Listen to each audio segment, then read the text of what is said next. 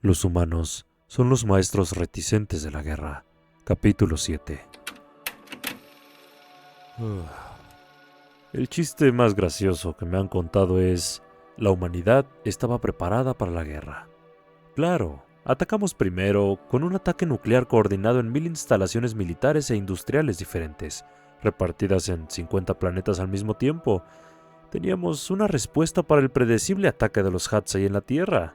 Destruimos la mitad de la armada Hatsai, un tercio de su ejército y una cuarta parte de su industria. ¿Y qué?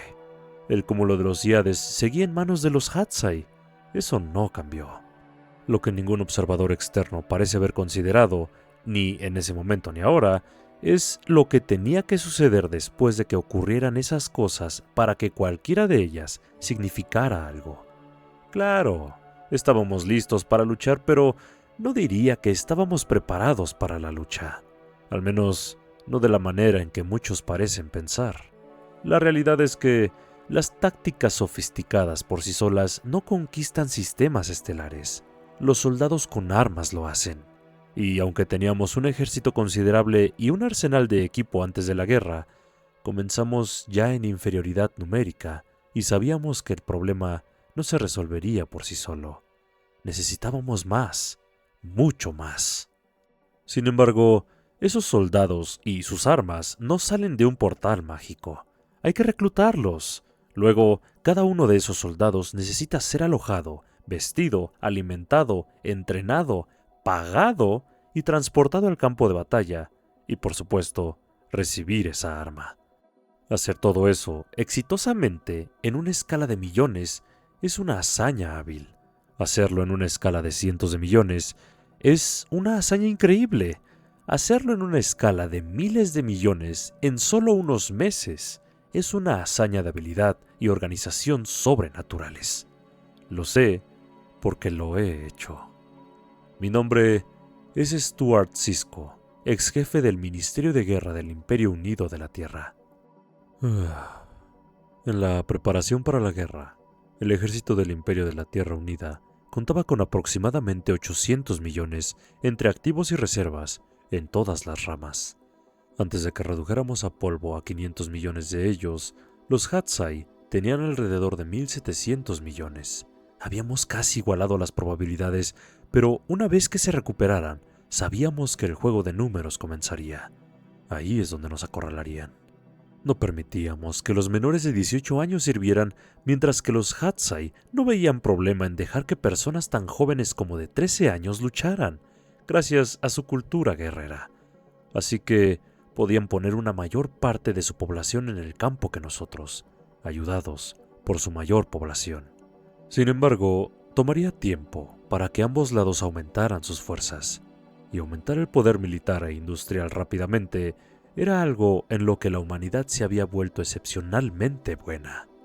La declaración de guerra, naturalmente, provocó que muchos corrieran a los centros de reclutamiento, ansiosos por defender a su especie. En todo el imperio, probablemente tuvimos cerca de 500 millones de solicitudes para el servicio en una semana. Tuvimos que eliminar algunas. Se apreciaba el entusiasmo, pero una mujer con sobrepeso y un problema cardíaco simplemente no tiene lugar en el ejército. De esos 500 millones, aproximadamente 100 millones tuvieron que ser rechazados. Aunque sí hicimos notar que si aún deseaban servir a su gente y ayudar a la causa, podrían ver la posibilidad de conseguir trabajos en fábricas de armamento, refinerías de combustible y lugares así. El señor sabía que íbamos a necesitar mucha munición si íbamos a hacer algo. Otros cientos de millones de solicitudes llegaron, pero después de otras 3 semanas, quedó claro que no sería suficiente. No culpamos a la gente por no saltar a la oportunidad de experimentar la guerra de primera mano, pero necesitaríamos los números, y rápido. Así que comenzamos el reclutamiento obligatorio. Todos los hombres entre 18 y 30 años y todas las mujeres entre 21 y 25 estaban legalmente obligados a inscribirse en el reclutamiento y a mantener un registro actualizado de su salud física. Esto generalmente se hacía cuando uno hacía su chequeo semestral en su médico de familia. La primera ola consistió mayormente en hombres, aunque también se reclutó a las mujeres más físicamente aptas y eso añadió alrededor de 1.500 millones, elevando nuestro total a unos 3.500 millones en un mes y medio. Para ponerlo en perspectiva, los Hatsai solo lograron 2.600 millones en el mismo tiempo, a pesar de su mayor población. Podríamos haber añadido más, pero no tenía sentido si no podían ser entrenados. Porque, claro, simplemente aparecer en la puerta de alguien y decirle que va a la guerra no significa que de repente se convierta en un soldado efectivo de combate. Al mismo tiempo, nos aseguramos de que nuestros centros de entrenamiento estuvieran completamente dotados de personal y preparados, mientras también construíamos nuevos junto con complejos de barracas del tamaño de pequeñas ciudades. En el primer mes, habíamos aumentado el número de personas que podían ser entrenadas y alojadas al mismo tiempo a alrededor de 1.000 millones. 3 meses vieron ese número aumentar a 2.500 millones. Tomaría alrededor de 4 a 6 meses ponerlos en forma para el combate, pero al menos ya estaban en la tubería. Luego vino la tarea de fabricar las cosas que necesitarían, desde naves y tanques hasta ropa y armaduras corporales, hasta el papel que usarían para limpiarse el trasero. Nuestras reservas eran grandes, pero algunas de ellas eran vergonzosamente obsoletas, al menos según nuestros estándares. Incluso teníamos algunos tanques modelo M4 originales en almacenamiento. ¿Puedes creerlo? Un tanque con una década de antigüedad. Menos mal que ese diseño se había hecho pensado en la capacidad de actualización. Afortunadamente, habíamos perfeccionado el arte de la construcción masiva hace mucho tiempo, como lo demuestra nuestra construcción de cientos de nuevas instalaciones de entrenamiento al mismo tiempo que construíamos miles de nuevas fábricas, produciendo de todo, desde inodoros hasta misiles guiados. En un mes, el número de rifles que podíamos producir se duplicó. Otros 3 meses vieron ese número quintuplicarse. Armas, municiones, uniformes, comida militar, tanques. Rápidamente nos estábamos ahogando en suministros y equipo. Y ahora estábamos listos para abastecer a un ejército de miles de millones con todo lo que pudieran necesitar. Sin embargo, necesitarían una forma de llevar su nuevo equipo al campo de batalla. Y aquí es donde las cosas se desarrollan de manera mucho más lenta.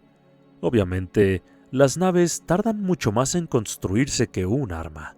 Sin embargo, gracias a la automatización, aún podíamos construir naves en meses en lugar de años. Hicimos pedidos que triplicarían el tamaño de nuestra armada en un año. También aceleramos los planes para naves más nuevas. La mayoría de nuestros diseños actuales estaban acercándose a lo que veíamos como obsolescencia. Aún eran, en su mayoría, mejores que sus contrapartes Hatsai, pero no lo suficiente para nuestro gusto. Pasaría un tiempo antes de que estuvieran listos para ser producidos, pero como dije, nuestros diseños actuales serían suficientes por el momento. Ahora llegó la parte realmente difícil: pagar por todo esto. Después de todo, el patriotismo puede llevarte lejos, pero al final del día, estos hombres y mujeres tenían familias que alimentar. Aunque hicimos lo normal de asignar más de nuestro presupuesto al ejército, predijimos que entraríamos en moratoria de nuestra deuda en 5 años si confiábamos solo en esa vía. Aumentar los impuestos nos compró algo de tiempo, pero eso tampoco sería suficiente. Así que también decidimos que necesitaríamos comenzar a emitir bonos de guerra. Cuanto antes mejor. Me encantan los bonos de guerra. Un concepto tan útil. No solo nos permitieron pagar la guerra sin usar impuestos aplastantes, sino que también ayudaron a controlar la inflación que seguramente vendría de nuestra economía sobreestimulada debido a la guerra. Sabíamos que sería un éxito, pero incluso nuestras cifras más optimistas fueron superadas. Llegó tanto dinero a través de los bonos de guerra que incluso pudimos reducir los impuestos a niveles anteriores a la guerra y recortar ligeramente el presupuesto, al menos por un tiempo. De todos modos, en general, debo admitir que estoy orgulloso del trabajo que hicimos. Pasamos de una economía de tiempos de paz a una economía de guerra en tan solo 9 meses. Por supuesto, fuimos ayudados enormemente por planes que se habían trazado décadas antes y recursos que habían estado acumulándose durante aún más tiempo. Tampoco habríamos podido construir un tercio del número de fábricas en el tiempo que lo hicimos si no fuera por la aparición del edificio prefabricado Kuwait. Aún así, fue sin duda una hazaña que no se había realizado antes en la historia de la humanidad, ni siquiera durante la guerra final. Las cosas se harían aún más grandes, obviamente. Después de todo, estábamos hablando de una guerra en la que el número de personas solo heridas, de alguna manera física relacionada con la guerra, se contaría en decenas de miles de millones. Por el momento, sin embargo, fue suficiente para empezar. Todo lo que necesitábamos era que nuestras fuerzas previas a la guerra mantuvieran la línea.